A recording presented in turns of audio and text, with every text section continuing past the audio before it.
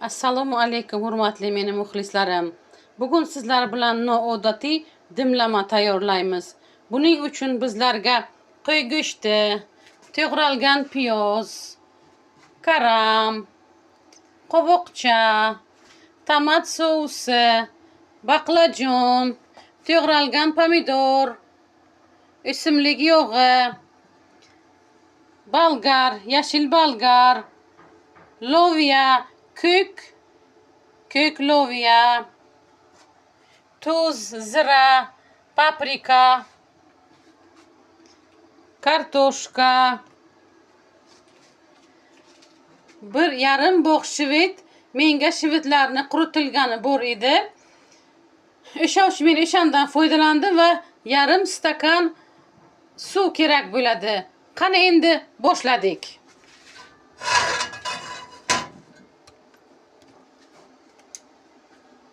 Avval yog'ni qozonga solaman.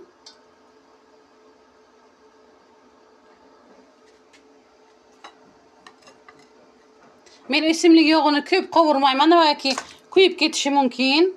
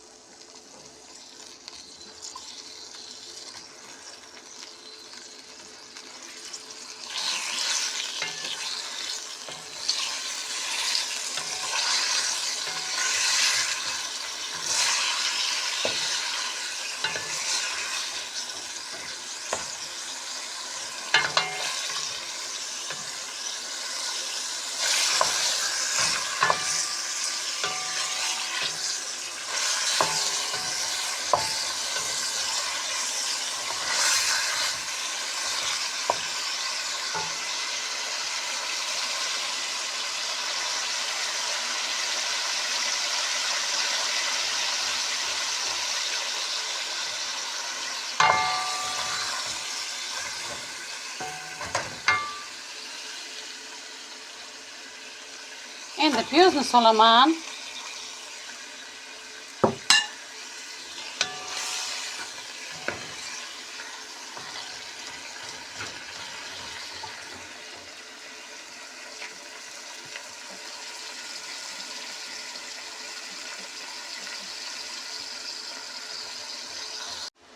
Hurmatli meni muxlislarim, mana piyoz va go'sht chala qovurildi. Endi men 1 piyola tomat sousini bunga qo'shaman. Tomat sousini qo'shaman va qovurishda davom etaman.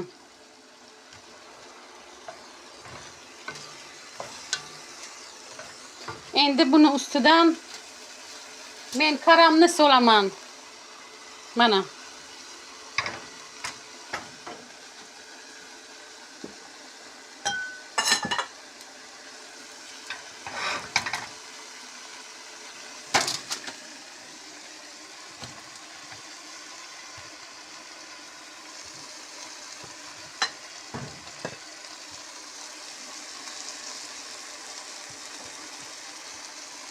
Bulg'or qalampirini qo'shaman. Ya'ni bolgarskiy deyishadi. Kartoshka qo'shaman.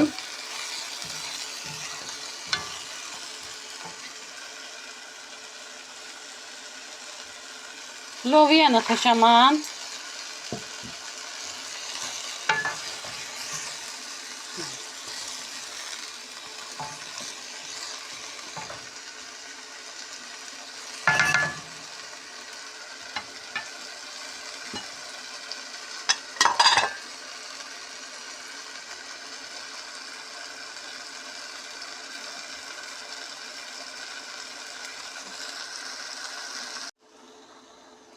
Mana men karamni ustidan soldim va pomidor, to'g'ralgan pomidorlar, mana shibit, sizlarga aytganim shibit, quritilgan shibit. Men bir marta sovuq suvga chayib oldim quritilgan shibitlarni. Ana endi tuz, zira, paprika, ziravorlar va men ustidan Yarım stakan suvni solamanda yarim soatga dimlab qo'yaman. Mana bu qovoqcha va baqlajonlarni ovqatimiz chala pishgandan keyin qo'shamiz. Chunki bular tez pishib ovqatimiz chiroyli bo'lmasligi mumkin. Ana hurmatli kuzatuvchilarimiz, ovqatimiz chala pishgan holga keldi. Endi bularni bir kovlayman. Karamlar chiroyli pishishi uchun endi mana hurmatli kuzatuvchilarim meni, aziz meni muxlislarim,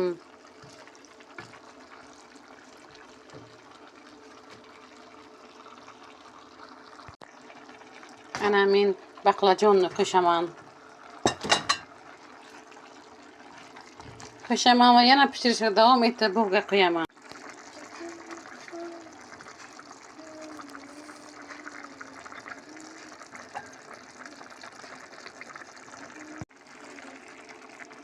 Hurmatli meni muxlislarim, endi dimlamamizga qovoqchani qo'shamiz, yana 10 minutgina damlashga qo'yamiz. Negaki qovoqcha tez pishadi.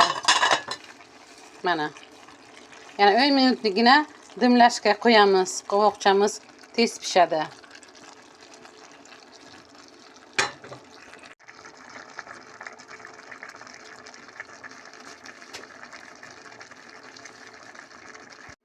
Meni aziz muxlislarim, ovqatimiz tayyor bo'ldi. Endi ovqatni laganlarga suzamiz.